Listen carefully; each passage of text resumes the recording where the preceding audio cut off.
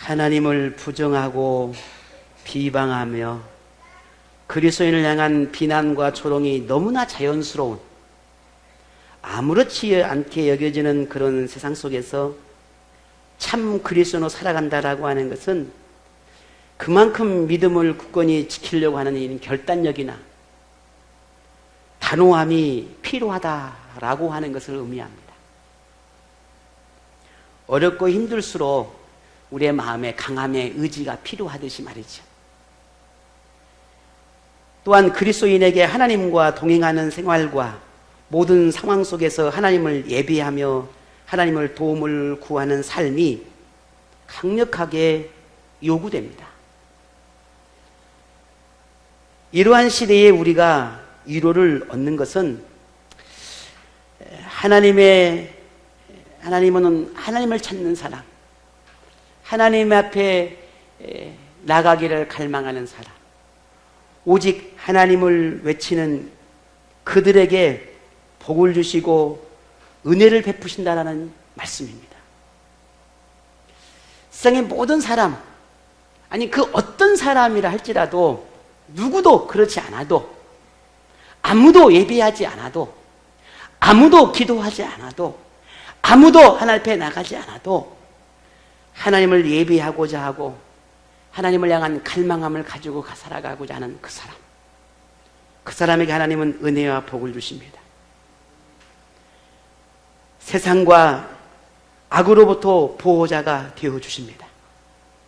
이것이 하나님께서 다윗을 통해 주신 약속의 말씀이었습니다. 하나님께 피하는 사람, 하나님으로 인하여 즐거워하고 기뻐하는 사람, 그들이 누리는 복과 은혜는 말할 수 없습니다. 이름 말할 수 없을 만큼 크고 놀랍습니다. 그것이 다윗이 우리에게 가르쳐준 교훈입니다. 하나님의 복과 은혜는 영원한 하나님의 나라에 대한 것만을 의미하는 것이 아닙니다. 성경에 약속된 모든 복과 은혜는 단순히 보이지 않는 저 영원한 세상에서 누리는 그 복만을 말하는 게 아니라는 말입니다. 내가 지금 살아가는 이 땅에서의 삶, 내가 숨쉬고 살아가는 나의 삶의 현장, 하나님의 복과 은혜는 바로 지금 이 땅에 살아가는 동안 누리는 그 삶에 대한 복과 은혜도 함께 약속하고 있습니다. 그래서 이 땅에서 하나님의 복과 은혜를 누릴 때 결국은 하나님의 나라에서도 그 복과 은혜를 누리게 되는 것입니다. 이게 반대로 지금 내가 그 복과 은혜를 저버리고 그 은혜를 누리지 못한다고 하는 것은 결국 하나님의 나라에서도 누리지 못한다라고 하는 것을 의미하는 것입니다. 지난 시간 이 땅에서 삶을 저는 여러분에게 놀이터로 비유해서 말씀을 드렸습니다. 어린아이는 놀이터에서 벗어나는 것을 굉장히 힘들어합니다. 조금만 더, 잠깐만, 한 번만 더, 5분만 더, 1분만 더. 우리 아이들의 놀이터는 그렇게 마냥 즐겁고 기쁩니다. 그래서 오늘 하루만 더, 이번만 더, 한 번만 더라고 말을 합니다. 그러나 성인은 집으로 돌아가야 할 때를 압니다. 이처럼 성숙한 신앙을 가진 그리스도인은 세상의 즐거움을 알지만 그럼에도 하나님 아버지 집으로 돌아가야 한다는 것을 알기 때문에 그 즐거움을 멀리할 수 있고 때로는 포기할 수도 있습니다. 이게 성숙한 그리스도인의 모습입니다. 왜냐하면 세상에서 머무는 시간이 길면 길수록 몸과 영혼은 더럽혀지고 하나님을 멀리하게 될 수밖에 없기 때문입니다. 여러분 경험해 보셨지요? 내 마음이 나뉘어지고 뭔가에 내 삶이 빼앗기기 시작하고 뭔가에 내 삶이 집중되어지기 시작하면 하나님께 나가는 것들이 점점 뒤로 물러나기 시작합니다. 예배가 뒤로 물러나고 기도 생활이 뒤로 물러나고 하나님을 만나는 기회가 점점 뒤로 물러납니다. 그게 몰라서 그런 게 아닙니다. 그게 하기 싫어서가 한 것이 아닙니다. 내 마음이 빼앗기기 때문입니다. 내가 놀이터에 있기 때문입니다. 내가 놀이터에 머물면 머물수록 어떠하다라고 알면서도 그걸 떠나지 못하는 것입니다. 혹여 내가 그 오늘의 이 즐거움을 빼앗기면, 오늘의 이 상황을 내가 놓치면 영영 내게 오지 않을 것만 같은 것입니다.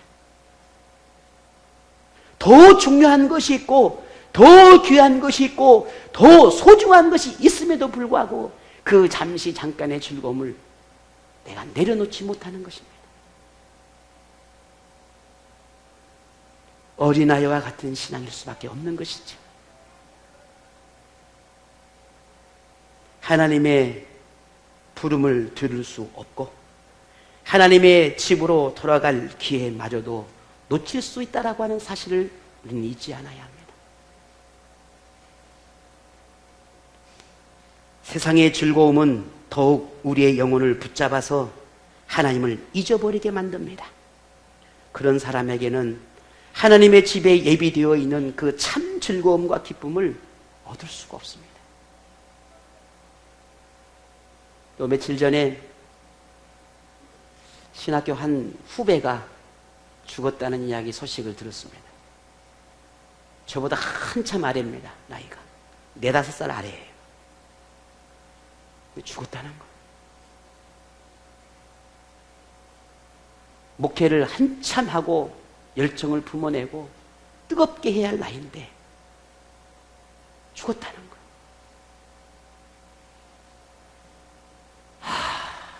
한숨이 절로 나왔습니다. 가슴이 먹먹합니다.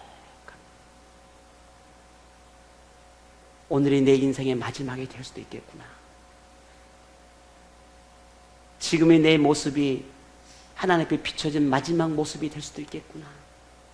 내가 한참 세상의 즐거움을 빠져있고 하나님을 내몰라고 뒤로 했던 지금의 나의 순간이, 그 오늘 이 순간이 하나님 앞에 기억될 수도 있겠구나. 아니면 내가 정말 열정을 가지고 뜨겁게 하나님의 믿음의 삶을 살겠노라고 다짐하고 예배하며 하나님께 기도하며 그렇게 즐겁게 기쁘게 살아가는 나의 이 순간이 하나님 앞에 기억될 수도 있겠구나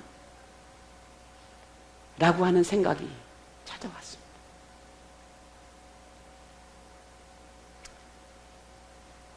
하나님 아버지의 집에 머물며 하나님과 함께하는 기쁨을 소유한 사람에게 주시는 그 복과 은혜를, 이 약속의 말씀은 오늘 우리가 결코 잊지 않아야 할 놀라운 진리의 말씀입니다. 만일 오늘 저와 여러분이 하나님을 더욱 이해할 수 있다고 한다면 이것이 얼마나 놀라운 진리인지를 깨닫게 될 것입니다. 오히려 이 진리가 오늘 우리를 자유케 하고 하나님의 복과 은혜가 얼마나 소중한지를 더 깊이 느끼고 깨닫고 감사하게 될 것이라는 말입니다. 오늘 본문을 통해서 하나님의 또 다른 모습을 만나고자 합니다. 지금까지 다윗의 공통된 고백은 모든 기도에 응답하시는 하나님, 악인은 심판하시고 의인에게는 복과 은혜를 베푸시는 하나님, 사람의 심정을 헤아리고 살피시는 그런 하나님 이라고 하는 고백들을 나누었습니다. 지금까지 다윗의 고백을 들으면 마치 하나님은 무조건 용서하시고 다 이해하시고 모든 걸 용납하시고 모든 걸 참으시고 견디시고 인내하시고 기다리시는 듯한 그런 하나님으로 생각할 수 있습니다. 물론 그렇습니다. 그런 하나님이십니다. 우리 역시 늘 삶 속에서 이런 하나님만을 보고 느끼고 경험하고 싶어 하십니다. 그러나 하나님은 그런 모습만 가지고 계시지 않다라는 겁니다. 오늘 여러분은 하나님이 온유하고 자애롭고 너그럽기만을 바라겠지만 그렇지 않다라는 겁니다. 결코 그렇지 않습니다. 그렇다면 하나님께서 오늘 우리에게 어떤 다른 모습을 보여주시는 걸까? 하나님께는 어떤 모습이 있는 걸까? 다윗이 만난 하나님, 다윗에게 보여주셨던 그 하나님은 도대체 어떤 분이셨을까를 오늘 다윗의 고백을 통해서 우리가 찾아보고자 합니다. 다윗은 본문에서 하나님 앞에 오늘 참회하고 통회하며 회개하는 기도를 드리며 시작합니다. 다윗이 왜 이런 기도를 드릴 수밖에 없었는지 정확하게 그 정황은 본문에서는 알 수는 없습니다. 분명한 것은 어떤 이유로든지 간에 오늘 다윗은 영혼도 육체도 온갖 아파하고 질병으로 고통당하고 있다고 하는 사실입니다. 그것을 본문 2절에 보니 여호와여 내가 수척하였다라고 고백했습니다. 물론 수척했단 말이 여러분 무슨 의미인지 아시잖아요. 수척했다. 내 뼈가 떨린다. 3절에 보니 나의 영혼도 매우 떨린다 라고 하는 고백으로 하고 있습니다. 자, 이 말씀을 통해서 볼 때에 다윗이 지금 심히 괴로운 상태에 있구나. 육체도 영혼도 풀 수 없는 고통과 절망 속에 있구나. 신음하고 있구나. 매우 견디기 힘들어하고 괴로워하고 있구나. 그러한 모습들을 우리가 짐작할 수 있습니다. 그리고 좀 전에 말씀드린 것처럼 왜 그랬는지, 무슨 질병에 걸렸는지, 왜 그렇게 고통스러워하는지 알 수는 없습니다. 하지만 오늘 본문의 정황을 보게 되면 바울은 왜 자신이 이러한 삶을, 지금 현재 이런 상황을 직면하고 있는지 그 이유를 추측할 수 있습니다. 그것은 하나님께서 기뻐하지 않는 그 어떤 것으로 인해서 지금 자신의 영적인 상태와 육적인 상태가 만들어졌다는 겁니다. 하나님께서 원하지 않는 어떤 것, 하나님께서 싫어하신 그 어떤 것들로 인해서 하나님을 인해서 얻게 되었던 그 문제가 자신에게 지금 일어나고 있다는 것. 제가 어떤 것이라고 표현한 것은 오늘 본문에 분명하게 드러나지 않고 있기 때문입니다. 하지만 다윗은 그렇게 고백합니다. 내가 지금 육체적으로 영혼으로 질병 가운데 있고 괴로워하고 힘들어하는 이것은 하나님께서 내게 허락한 것이다. 나에게 이와 같은 삶을, 지금 이 순간을 내게 이렇게 괴로워하고, 이것은 내가 하나님 앞에 뭔가 기뻐하지 않는 그 어떤 행위를, 그 어떤 삶을 내가 살았기 때문이다라고 말하고 있다는 거예요. 그래서 다윗은 하나님 앞에 이렇게 호소합니다. 어떻게? 오늘 본문 1절을 다시 한번 보겠습니다. 같이 읽어보겠습니다. 시작.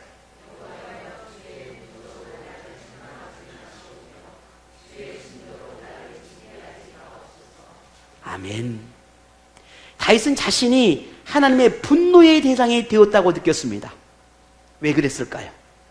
그건 분명 지금 이 상황이, 나의 이 모습이 하나님의 분노 때문이다.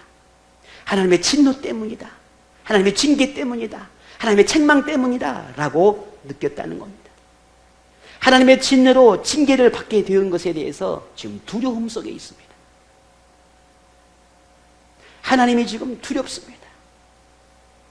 더 엄청난 하나님의 징계가 있을 수 있고 더 분노가 내게 임할 수 있기 때문에 두려워하고 있습니다. 다윗은 의인에게 복을 주시고 은혜를 베푸신다라고 하는 것을 너무나 잘 알고 있습니다. 반면 죄를 행하고 하나님의 분노와 진노를 산 자는 심판을 받게 될 것이라고 하는 것을 누구보다 너무 잘 압니다. 하나님은 가르침을 따르지 않는 악인들을 향해, 자기 멋대로 행하는 악인들을 향해 어떻게 심판하셨는지 다윗은 보았고 알고 있고 경험했습니다. 그렇기 때문에 다윗은 하나님이 너무 두려운 것입니다. 지금 자신이 그 악인의 모습이 발견된 것입니다. 자신의 상황이 그 악인의 모습이기 때문이라고 생각하고 있습니다. 그래서 하나님은 지금 자신에게 책망하고 있고 징계하고 있다고 생각하고 있습니다. 그래서 육체는 수척해 있고 뼈가 떨리는 고통 중에 있고 영혼도 매우 병들어서 나약해져 있다라고 여기고 있습니다. 그러니 다윗의 하나님이 얼마나 두렵겠습니까?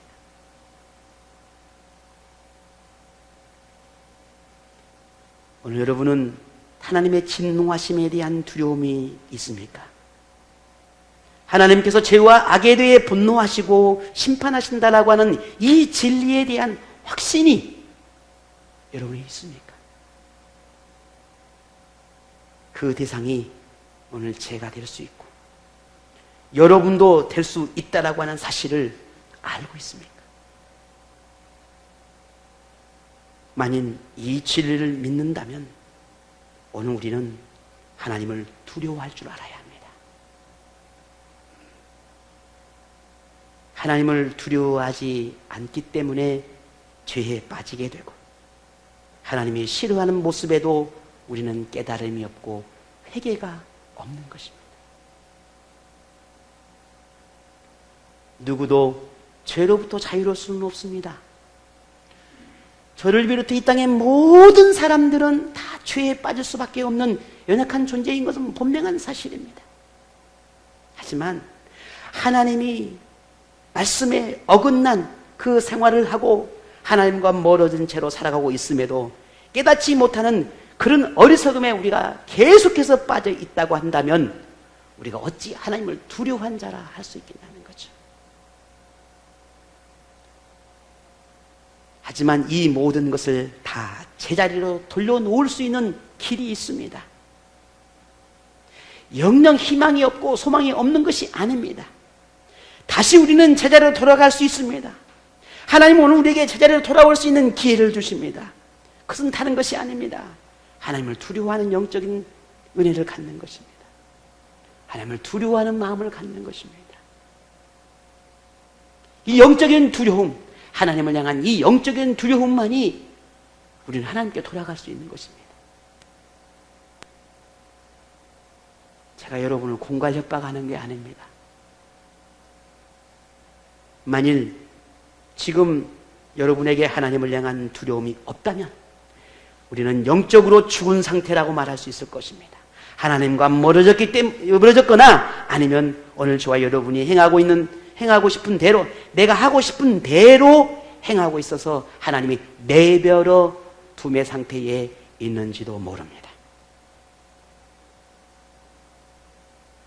다윗이 통회의 기도, 하나님을 향해 탄식하고 있는 것은 하나님을 두렵기 때문입니다.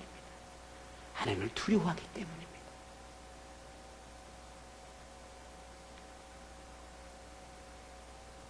자신의 영혼과 육체의 상태가 하나님을 찾아야 한다라고 하는 이 신호를 지금 가슴 깊이 느끼고 듣고 있는 것입니다.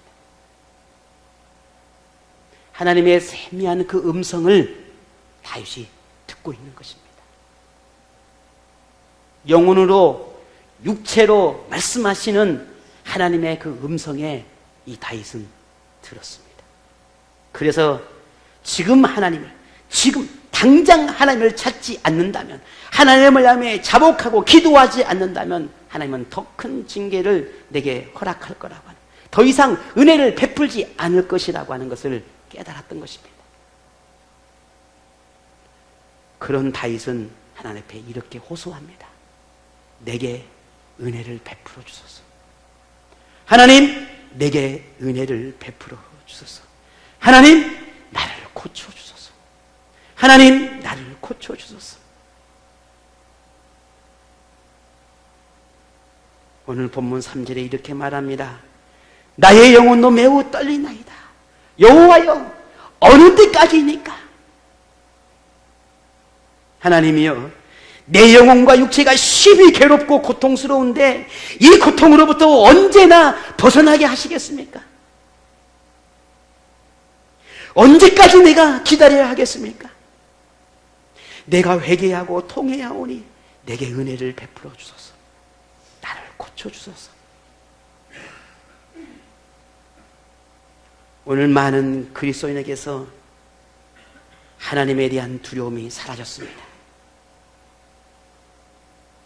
오늘 저는 말씀을 준비하면서 저에게 물었습니다. 야, 너는 하나님이 두려우냐? 하나님을 두려운 마음이 내게 있느냐? 라고 하는 그런 질문을 제 자신에게 던져보았습니다. 여러분, 하나님에 대한 두려움이 있습니까? 하나님의 심판하심에 대한 두려움이 있습니까? 이 땅의 많은 그리스도인들이 하나님의 심판에 대한 두려움이 사라져버렸습니다. 지옥에 대한 심판에 대한 고민이 사라져버렸습니다. 하나님의 말씀에 불순종이 일어나도 통회하고 회개하고 자복하는 것이 사라져버렸습니다. 하나님 앞에 부끄러움도 없습니다. 온갖 핑계와 변명과 자기 합리화로 치장하고 살아가고 있습니다. 영적 회복에 퇴보하고 영적 생활이 퇴보하고 형식적인 신앙생활에 놓여 있음에도 그 심각함을 깨닫지 못하고 살아가고 있습니다. 마음도 생각도 영혼도 깨지고 부서지고 아파하고 고통과 신음 속에 있음에도 불구하고 그것을 느끼지 못하고 깨닫지 못하는 나병 환자처럼 살아가고 있다고 하는 사실입니다. 썩어 문드러지고 사라지고 떨어져 나가도 그것이 얼마나 내게 큰 저주인지를, 얼마나 그게 내게 하나님의 징계인지를 깨닫지를 못하고 살아가고 있다는 사실입니다. 영혼과 육체에 보내는 하나님의 신호를 깨닫지 못하고 보아도 알지 못하고 들어도 깨닫지 못하는 그런 우둔함 속에 살아가고 있습니다. 마치 하나님을 망부서처럼 취급하며 언제든지 내가 돌아가면 받아주실 수 있는 분, 언제든지 내가 회개하면 용서해 주시는 분, 내가 언제든지 내가 원하면 다시 돌아가면 항상 곁에 계시는 분이라고 생각하며 살아가고 있습니다. 정말 그럴까요? 하나님이 정말 그런 분일까요?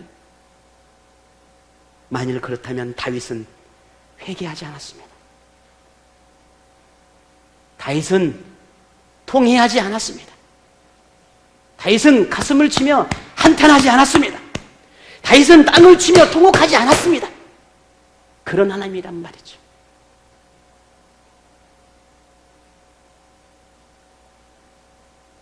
하나님을 다윗은 두려워하지 않았습니다. 왜? 두려워할 이유가 없지요. 영혼에 대한 고통도 느끼지 못했을 것이라는 말입니다. 다윗이 그토록 하나님께 울부짖으며 하나님을 찾는 것은 하나님이 얼마나 두려운 분인지, 하나님이 얼마나 두려운 분인지를 너무나 잘 알았기 때문에 하나님 앞에 부르짖을 수밖에 없었던 것입니다.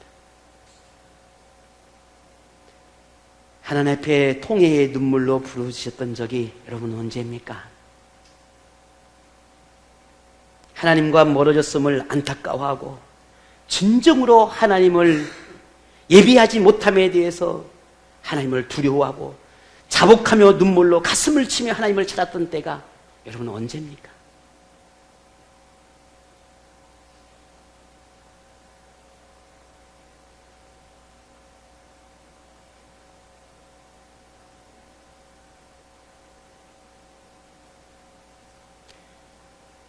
하나님은 의로운 분이십니다.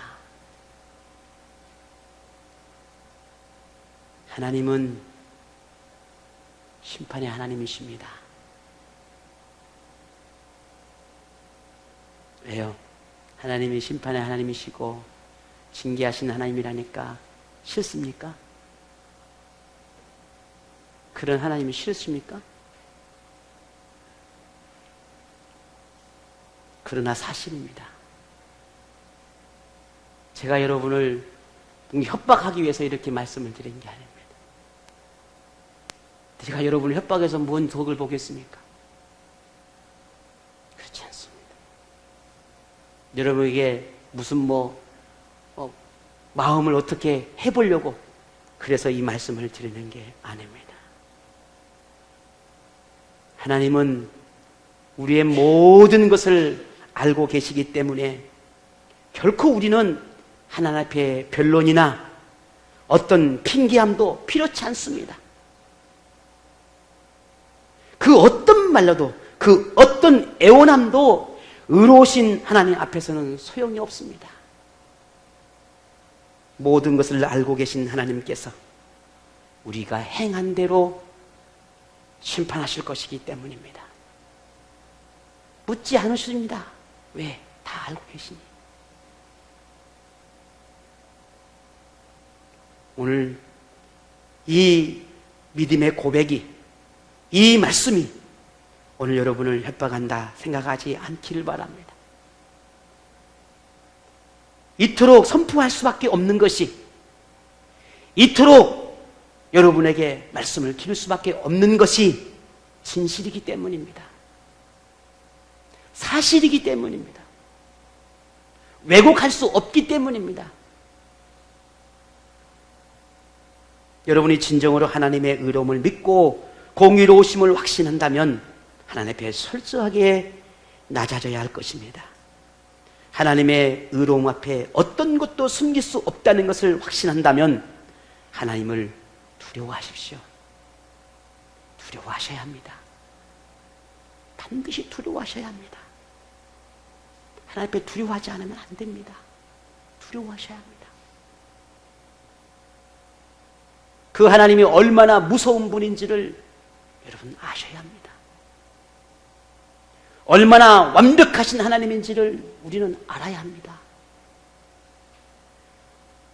의와 거짓을 반드시 구분하신 하나님이라는 걸 아셔야 합니다. 이 땅에서 복과 은혜를 누리는 비결은 오직 하나, 그 두려운 하나님 앞에 나아가는 것입니다. 하나님을 찾는 것입니다. 이것이 진정으로 하나님의 사람됨의 증거입니다. 행복한 삶을 소유하고 싶다면, 나의 행복한 삶이 소유에 있다라고 여러분 믿는다면, 여러분이 그토록 갖고 싶고 그토록 원하는 것이 있다면 그것이 하나님이시기를 바랍니다. 그토록 원하는 것이 있다면, 그토록 여러분 마음에 채워지고 그토록 여러분 마음에 가득가득 넘치기를 바라는 것이 있다면 그것이 하나님이시기를 바랍니다. 거기서 기쁨이 시작되는 것입니다. 거기서 진짜 행복이 시작되는 것입니다. 자, 그렇다면 지금 우리가 이 의로우신 하나님 앞에 무엇을 해야 할까요? 오늘 우리는 다윗의 고백에서 그 해답을 찾습니다. 마지막 4절을 같이 읽습니다. 여호와여 돌아와 나의 영혼을 건지시며 주의 사랑으로 나를 구원하소서. 아멘. 다시 한번 고백합니다. 여호와여 돌아와 나의 영혼을 건지시며 주의 사랑으로 나를 구원하소서. 아멘. 조금 말씀드린 것처럼 다윗은 자신의 현재 영적인 육적인 이 고통이 하나님이 기뻐하지 않는 모습으로 인하여서 자신이 떠났다고 생각했습니다. 하나님이 자신을 떠나버렸어요. 아, 나를 떠나셨구나. 나를 내비로 둬버리고 계시는구나. 그리 생각했습니다. 그래서 자복하고 회개하니, 하나님 내가 지금 하나님 앞에 내가 회복하오니, 하나님 내가 하나님 앞에 자복하오니, 내가 하나님 이제 통회하오니 하나님 내게 다시 돌아와 주십시오. 하나님 내게 다시 돌아와 주십시오라고 간구하고 있습니다. 하나님 내게 돌아와 주십시오. 나의 영혼을 죄에서 건져주시고 변함없는 사랑을 베푸셔서 나를 살려주십시오. 이게 마지막 다윗이 울부짖는 기도였습니다.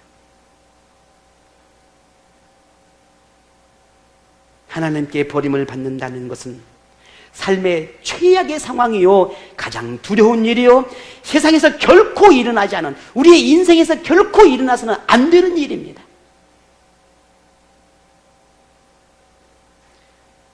만일 하나님과 멀어졌다고 생각된다면 지금 하나님을 찾으십시오. 지금입니다. 지금 이 순간. 여러분이 졸고 잠자는 때가 아닙니다. 지금 아무 생각 없이 하나님 앞에 예배할 때가 아닙니다.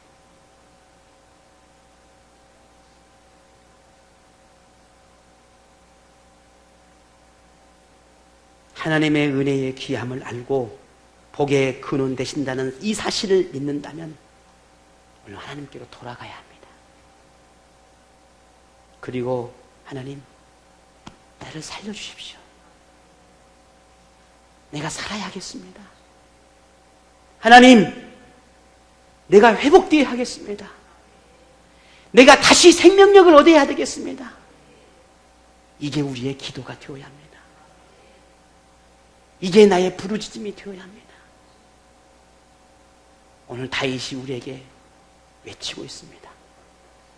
내가 살아 숨 쉴 수 있는 것은 하나님의 손길이 나를 만지시고 나를 고치시고 나를 회복시킬 때에, 그때 진정으로 나의 삶에 하나님의 복과 은혜가 임한다는 사실을 우리는 결코 잊지 않기를 바랍니다.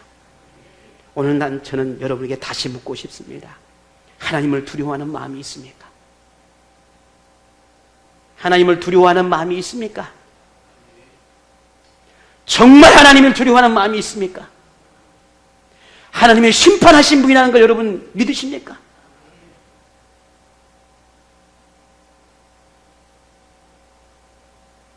죄를 회개하지 않을 때 심판하신 의로우신 하나님이시라는 사실을 여러분 믿으십니까?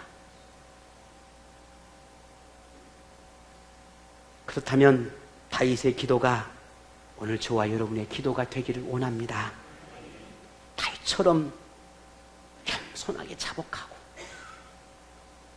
회복을 간구하고 하나님의 은혜를 베풀어 주시기를 구하고 하나님이 내 곁을 떠나지 않기를 간절히 구하고 기도하고 내 병든 영혼을 치료해달라고, 내 삶을 회복시켜달라고 하나님께 구하고 간절히 부르짖는, 하나님과 멀어진 내 영혼을 회복시켜달라고, 주님의 사랑으로 다시 살려달라고, 이 기도가 오늘 우리 생명나무 공동체 안에 일어나기를 소망합니다. 하나님을 찾는 자는 은혜를 누리고 하나님께 자복하는 자는 용서함을 받고 하나님의 도움을 구하는 자는 반드시 응답을 받습니다. 하나님의 말씀을 듣기를 갈망하고 하나님을 예배하는 삶을 우선순위 여기는 사람은 하나님의 음성을 듣고 하나님의 뜻 앞에서 순종의 삶을 살아갑니다. 혹 하나님과 너무 멀어졌다고 생각된다면 지금이 하나님께 돌아갈 기회입니다. 자신의 기쁨을 위해 살지 않고 하나님의 기쁨이 되기는 삶을 살기를 갈망하는 오늘 저와 여러분이 되기를 원합니다. 하나님과의 기쁨이 일어날 때, 하나님과의 관계가 회복되어질 때, 하나님과의 친밀함이 이루어질 때, 그때부터 우리의 삶은 온전한 삶으로 시작되는 것입니다. 그 삶의 기쁨이, 그 은혜가 여러분 삶 가운데 충만해지기를 축복합니다. 진정으로 하나님이 어떤 분인지를 알고 있다면, 하나님의 의로움을 경험했다면, 그렇다면, 아니 여러분이 어떤 분인지를 알고 싶고 그 의로움을 경험하고 싶다면, 그렇다면 하나님 앞에 믿음을 보이며 살아가십시오. 하나님을 향한 삶의 신실하심을 나타내십시오. 은혜와 사랑을 베푸시는 하나님으로부터 멀어지지 마십시오. 영원히 살고 이 땅에서 기쁨의 삶을 사는 비결은 하나님을 두려워할 줄 알며 항상 하나님과 동행하는 것입니다. 하나님에 대한 두려움은 공포가 아닙니다. 공포심이 아닙니다. 무서움이 아닙니다. 하나님을 향한 두려움은 하나님을 향한 존중과 존경에서 비롯된 경배심입니다. 하나님을 절대적으로 의지하고 하나님을 향한 강한 사랑을 만들어내는 오직 하나님을 향한 거룩한 감정입니다. 이게 하나님을 향한 두려움입니다. 그래서 하나님을 두려워하는 사람이 참 믿음을 소유한 사람이고 하나님과 진정한 사랑을 하고 있다라고 하는 증거가 되는 것입니다. 영혼이 살아나고 마음을 하나님께로 향할 때 우리의 삶은 분명 달라집니다. 바라건대 저는 오늘 여러분이 공적 예배를 회복하기를 부탁을 드립니다. 우리의 삶이 어떠하든 하나님을 예배하고 하나님을 기도하는 삶이 내게서 멀어지기 시작하면 결국 하나님과 멀어집니다. 여러분에게 허락된 이 공적 예배, 기도, 하나님을 만날 수 있는 기회, 여러분 스스로 저버리지 않기를 부탁합니다. 만나십시오. 만나셔야 합니다. 찾아가십시오. 찾아야 합니다. 하나님은 우리 삶의 기쁨과 즐거움의 근원입니다. 행복의 시작입니다. 여러분 믿으십니까? 그렇다면 이 진리 안에 거하는 이 진리를 믿고 확신하며 하나님 앞에 붙잡혀 살아가는 복된 인생이 오늘 여러분 모두에게 일어나기를 축복합니다.